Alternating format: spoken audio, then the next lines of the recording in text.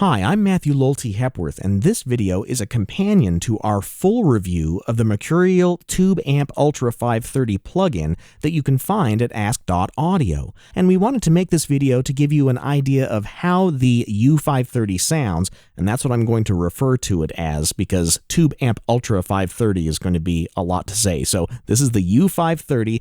We're going to show you what it sounds like and how to use the interface to craft the guitar tone that you want to achieve. And so what I've done is pre-recorded a few different guitar tracks that I'm going to use to take you through all four channels or four basic tones of this plugin. And so let's start with the clean channel right here. And as you can see, this is just the default preset. There are no factory presets per se, but they did provide you with a few, and one of them is just the default, which is what I'm going to use, which has all of the controls set at either their 12 o'clock or neutral positions or turned completely off. Like right now the chorus is completely off, so all the controls are at the 0 position. So let's listen to the clean channel first, and to do that I've pre-recorded the neck pickup, which is an EMG-S single coil pickup, on this track, and let's just get some playback happening. But before I do that, I'm going to disable the plugin so you can hear what the raw guitar track sounds like.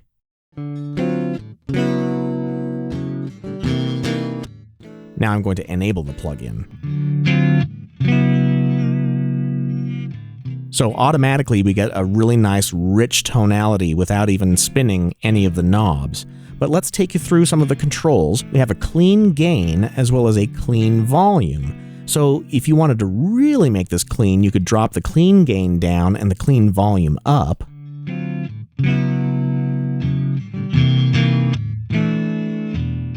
And then you could craft some of the other tonality using the tone controls right here. So we do have separate bass, middle, and treble controls. So if we wanted to make it a little bit brighter, let's turn up some of the treble. Maybe scoop out a few of the mids and bring up some of the bass.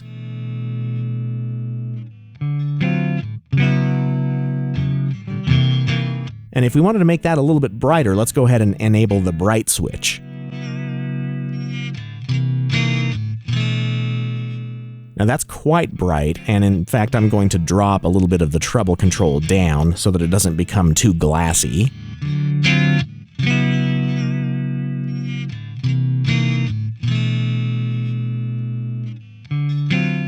So that's a nice tone. There's one other control I want to mention right now, and that is the low clean boost.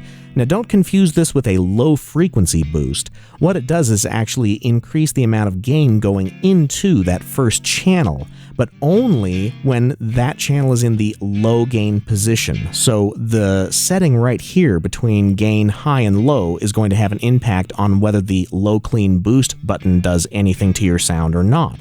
So right now, since I'm in the low gain mode, I can kick this button on and it will give me a little bit more gain going into the clean channel.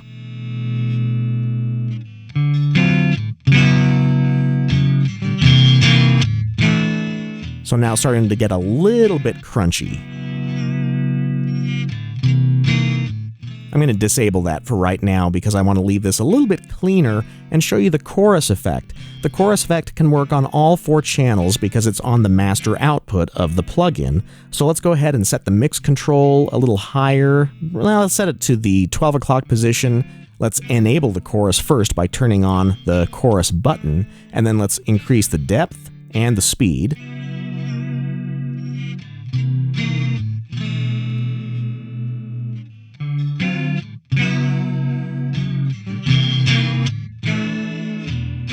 So that's a nice sounding chorus for sure, but for the rest of this video I'm going to leave the chorus off because I want to take you through the other channels right now. So I'm going to stop playback on this track and I'm going to select this track, which is an EMG 85 in the bridge position. So let's listen to the high gain mode of the clean channel. So to do that, I'm going to come down and turn on the gain button. So now we're still on the clean channel, but we've increased the gain going into the channel, so it's going to start to get pretty crunchy. Let's take a listen.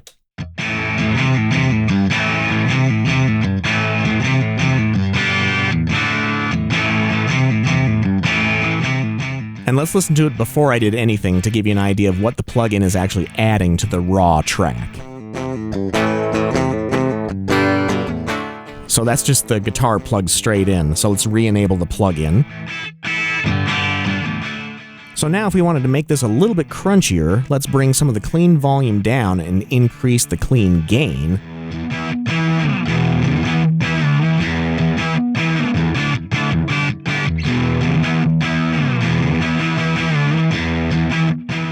So that's the high gain setting of the clean channel. So that's our second channel, and I like to call that the crunch channel.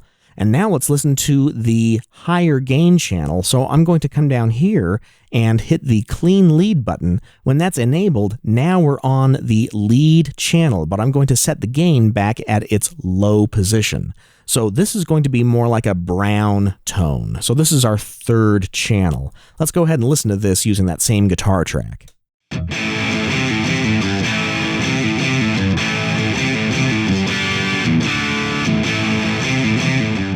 So you can hear there's quite a bit more gain in there. If you wanted a little bit more, you could increase the lead gain control, maybe drop some of the lead volume down. And then instead of a 3-band EQ, we have 4 with bass, low mid, high mid, and treble. I'm going to increase some of the treble here. And then there's also a contour switch with 3 different positions. Right now the contour switch is off, so the lights are off. If I hit the contour button one time, it turns red, and it now has boosted the frequencies between 300 and 500 Hz, as well as 1 kHz and 2 kHz. Let's listen to it before and after.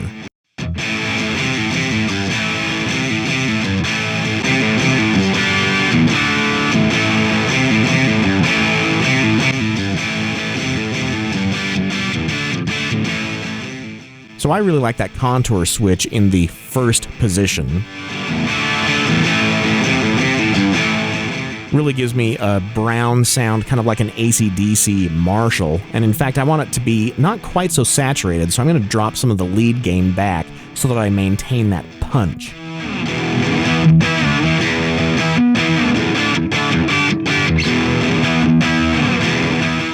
So that's our third channel. Here's the fourth channel, and I get that by going into the high gain mode of the lead channel.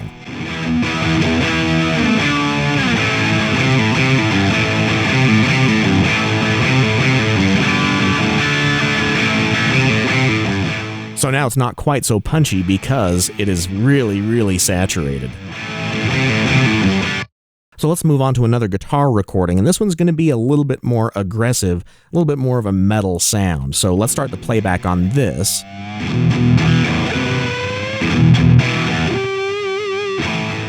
And since I really want to get the most gain that I can, let's look at some of the tube emulations, because you have an RCA here, and these are all 12AX7 models. The RCA is going to be the lowest gain.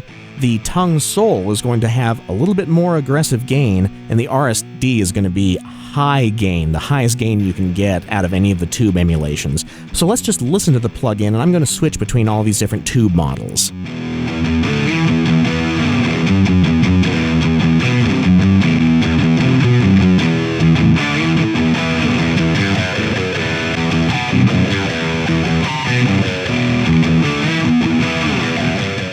And now let's listen to some of the really cool things that you can do with this plugin that you can't do with the angle from which it was emulated. And what I'm going to do is emulate kind of a Peter Cornish treble booster effect by increasing the presence control here in the master section.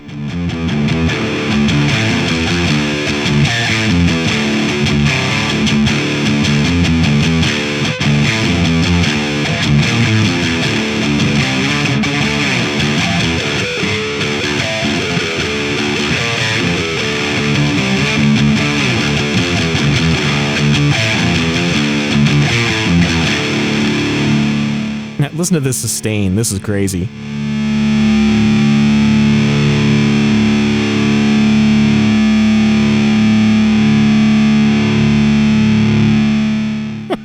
And it's just going to go and go. So there's lots of sustain because of all this gain that this plugin creates. So I'm going to rewind here and listen to the beginning of that track. and I'm going to show you the speaker emulations and the microphone emulation. It has one microphone, which is the Shure SM57, which obviously is emulated, but what we're looking at here in this graph with this little dot is where the microphone is placed on the speaker. So right here, think of the center of the speaker here in the center of the graph, and then you could move to the left or the right, it doesn't matter. You see that the cap of the speaker is right here in the center. The cap edge is around the left and right sides. The cone of the speaker is further to the left or right, or the edge of the speaker is all the way hard left or hard right.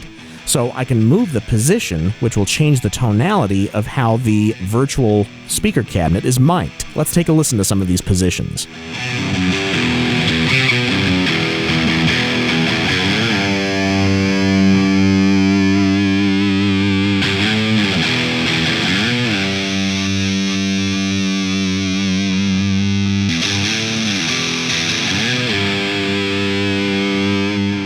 And then you can also change the distance of the microphone from the speaker. So if I push that little dot towards the top, it's going to be closer to the speaker itself.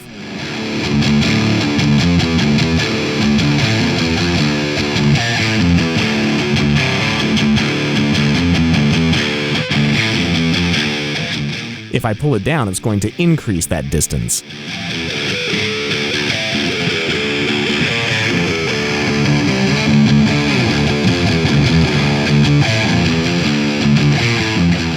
And then you also have your choice of 8 different emulated speaker cabinets. So there are several different 412s, there's some 212s, and a 112. So let's take a listen to some of these different speaker cabinets.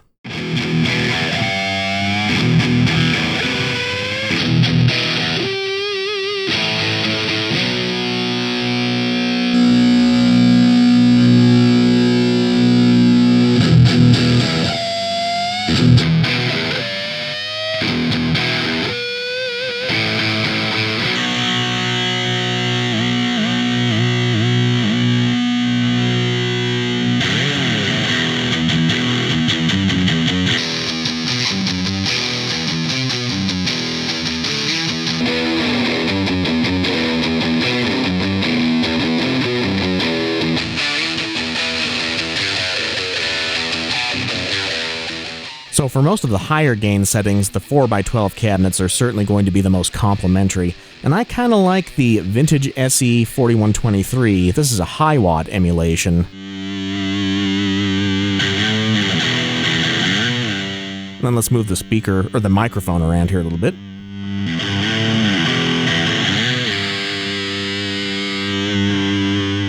I'm going to go right towards the edge, and I'm going to turn up some low frequency here with the bass control.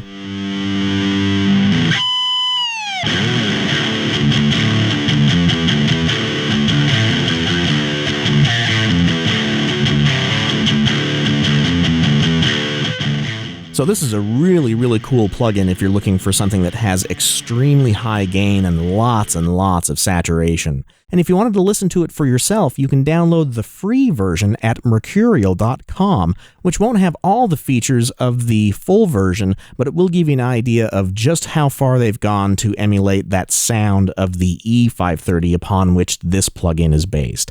I'm Matthew Lolte Hepworth. Thanks for watching, and make sure that you click on over to Ask.Audio for the full review of the U530, as well as other great reviews on other products.